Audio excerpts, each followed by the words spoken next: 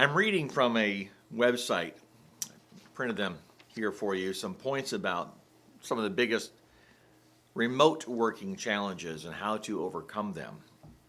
And this actually comes from Zapier, which is a pretty authoritative website on everything work related.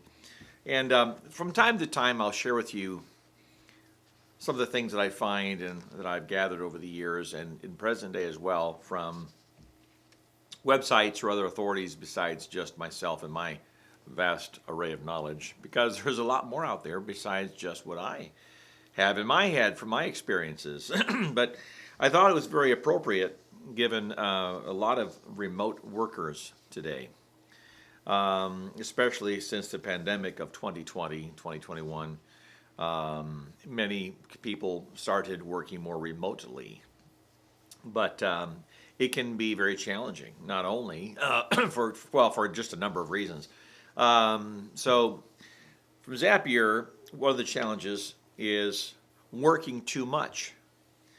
And they say that one of the biggest reasons many managers don't approve of remote work is they fear the employees will slack off without that physical in-person oversight. But it says the opposite is actually the reality, that remote workers are more likely to overwork. And I can attest to this, having had home office careers in years past, where you can just work 7 days a week because the office is right there in the next room and you have projects, right? But this says when your personal life and your work life are both under the same roof, it's hard to switch off. It's very, very true. So they talk about when does the workday start and when does it end. You have to have the discipline to make that happen. And creating that hard line between work and home is very tough, says the author and coach Jeff Gothelf. Hope I pronounced that correctly.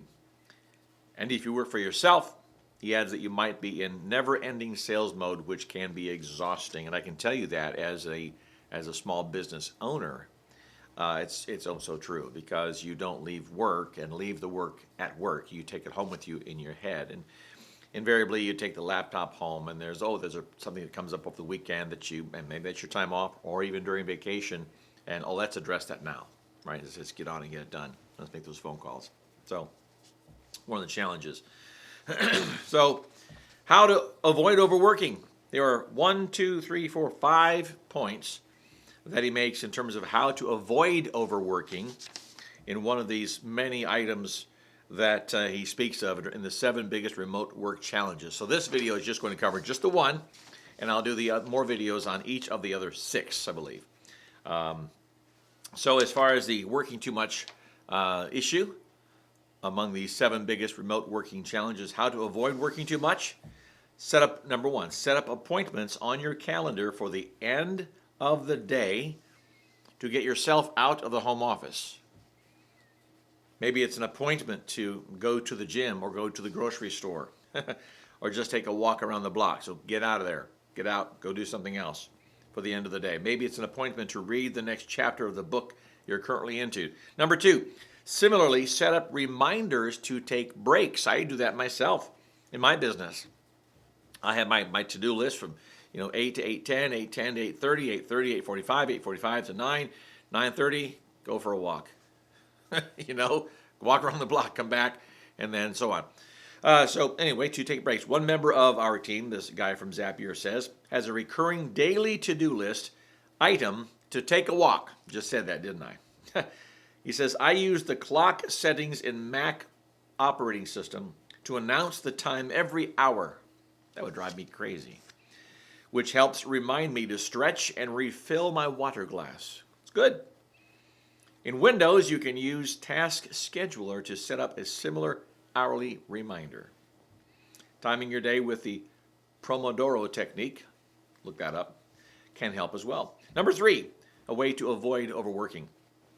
Be clear with your team on when you're leaving. For example, by making a quick announcement and then actually shutting down your computer. I'm leaving, I'm out of here, shut it down, turn things off, go away. Now, this person who writes this article says, I have a bad habit, parenthetically, of saying bye and then sticking around for an hour. So but you're working remotely, right? Say, I'm done, see you later, log off. And if you have a company phone, turn off your phone. Number 4, create physical boundaries between you and your workspace. The best thing he says is if you have a dedicated office space, that's the best thing, so that you can shut the office door or even lock it. As Cody James, Director of Partnerships at Zapier does, says, sorry, we're closed. If you don't have a dedicated office, even something as simple as putting your laptop out of sight when work has ended can help you avoid the temptation to log back on. Or you can try sectioning off part of a room for work so it feels like a separate space. And finally, number 5, the number 5 item that he writes in How to Avoid Overworking is turn off notifications on your phone and computer so you're not pulled back into work after hours. So this Straight Talk video for today is designed to help you avoid working too much, one of the 7 biggest remote work challenges. Avoid working too much. We want to be productive. We want to do all that we can do to make the career robust and get all the projects done, get everything done. But it seems like it never ends when you're working from your home. Well, I hope this Straight Talk video has helped you a bit. I do this from my heart to yours to hopefully help you. So please hit the like button, share, subscribe, do all the good things, and hit that notification bell so you don't miss out on future videos. In the meanwhile, if you are a remote worker, try not to work too much. Don't get burnt out. And I hope you have that job or career that you want to have. Take care.